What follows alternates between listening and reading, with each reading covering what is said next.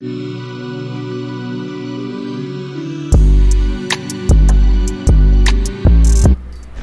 up with it, y'all? It's Big Boss coming back with another video. So this video is about layering fragrances. Okay, I'm gonna give y'all a couple combinations and I'm gonna explain the combinations so y'all can kind of grow your fragrance collection organically without having to go out there and buy 100 scents. You can make certain different combinations with your fragrances to get a different type of scent profile to make your collection grow. Now, first thing I want to talk about is when you have a wheat fragrance, right, that smell real good, like Dolce & Gabbana, the one, Eau de Parfum. This is a great layering fragrance to mix.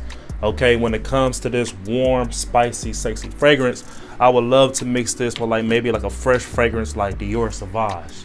You know what I mean? Dior Sauvage with that pepper note, that emboxing, that freshness. These two together is a banger. I'm actually about to go to work. So spraying this fragrance on as a base because this don't last that long, and spraying Dior Sauvage over the top of it. Wicked combination. Now, mix your fragrances. I always talk to y'all about Versace Dylan Blue, right? And Coral Fantasy mixed together. I can't find Dylan Blue right now, but Versace Dylan Blue is a fragrance that is one of the most, I'm talking about the most daily driver fragrances, the most everyday fragrances that anybody can wear, right? Mixing that with Coral Fantasy is a beautiful combination. I love when y'all guys are in the comments telling me which fragrances to mix, what gets you a lot of compliments, right? Now, Coral Fantasy, Dylan Blue, don't know why they mix, but they mix. Another fragrance that mix together really well is Roses on Ice by Killian and Nautical Voyage. I guess because it's that cucumber note. The only reason why I mixed these two is because they smell so similar. I'm like, damn, they smell similar. Let's make a little barbershop quartet out these fragrances, or a barbershop duo, because it's only two. So mixing these two fragrances did a number. You know what I'm saying? It's like it just brought out that sweetness, it brought out that freshness, it brought out that cucumber richness that both of these fragrances had. I got so many compliments. I'm telling y'all, these two right here, banger. Now, I remember in the video a while ago, I told y'all about mixing a lot of different fragrances with Tom Ford Bitter Peach, right? And to reiterate, the reason why I say that is because Bitter Peach is a note that is not in a lot of fragrances. I'm talking about a small portion of fragrances have a peach smell. Okay, so imagine you have Dior Sauvage, like I talked about before, but you got a peach on top of that. You got some 1 million, put a peach on top of that. You got Azzaro the Most Wanted, it's already cardamom, but you just add this peach on top of the Most Wanted. Bitter Peach is a beautiful layering fragrance.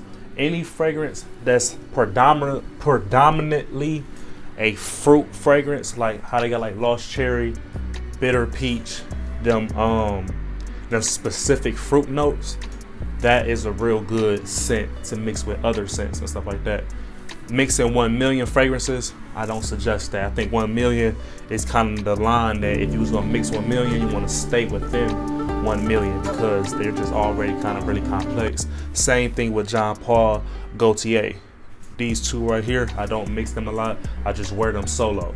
But what I can say is mix your fresh fragrances with your sweet and spicy fragrances, okay? Go out there and do a number. So if I can backtrack, let me tell y'all, if y'all got the new beginner dudes, they got 3 fragrances in your collection, that's really 9 fragrances, okay?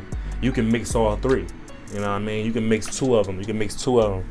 That's a big combination. I don't want y'all to think oh, I gotta run out there and have my collection as big as these other perfume and fragrance influencers. No, you ain't gotta be like Jeremy Fragrance. You don't gotta be like Curly Fragrance. You ain't gotta be like them people and have your collection so big. Just utilize the collection you already have.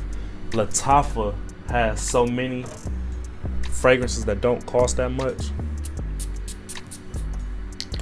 That's really good for mixing.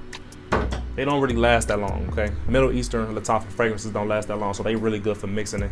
when you want to boost that longevity. You know what I'm saying? You can spray the Lattafa or the cheap fragrances on for for all over your body. Like you can spray that on majority.